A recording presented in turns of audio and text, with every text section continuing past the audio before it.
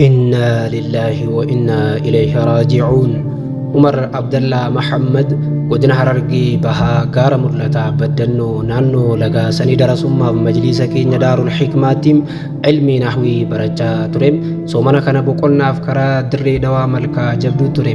Amma eega soomanni bahee wacii yookiin sinqii waaniin majliisattiin deebi'uun dalagadha jee guyyaa sadii eega dalagee osoo eela namaa qotee akkuma eela keessatti dadhabeen hafuura fudhatuudhaaf haada qabatee osoo ol bahaa jiruu yeroo ol bahuudhaaf waa xiqqoo hafutti harkisaa haaduu deem haada gadi lakkisee eela keessatti kufee lubbuun isaa dabarate.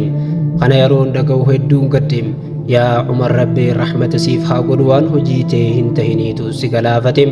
Inshaa Allah awwaalchi isaa boru iddoo ganda dhaloota isaatti gaggeeffama. Warri fagoo akka gaa'ib salaataniif isiniin jenna. Maatii isaatiif illee jajjabina hawwina Rabbiin sabrii bareedaa haa kennu. Umar nama darasaa keessaa yeroo kabajuu fi cimaa ta'uun haala bareedaa qabaachuun beekamu.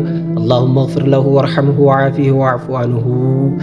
Intalli uffata bofa fakkaatu uffattee taa'aa turte.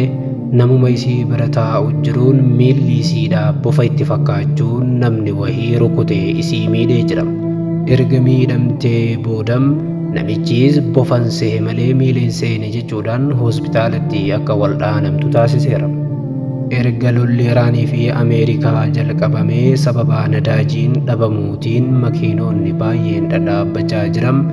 Namoonni hedduun sababa nadaajii dhabuutiin rakkinni qormaanni hamaan biyyattii mudachuuf deema jechuun yaaddaatiin jiru. Konkolaataan akka jiruun dhaabbachuudhaan namni hundinuu harreetti akka haajamuufi keessumattuu beeyladaa yookiin wantoota uumamaatti akka fayyadaman dirqisiisuuf deema jechuudha. Rabbiin furmaata haa fidu jenna.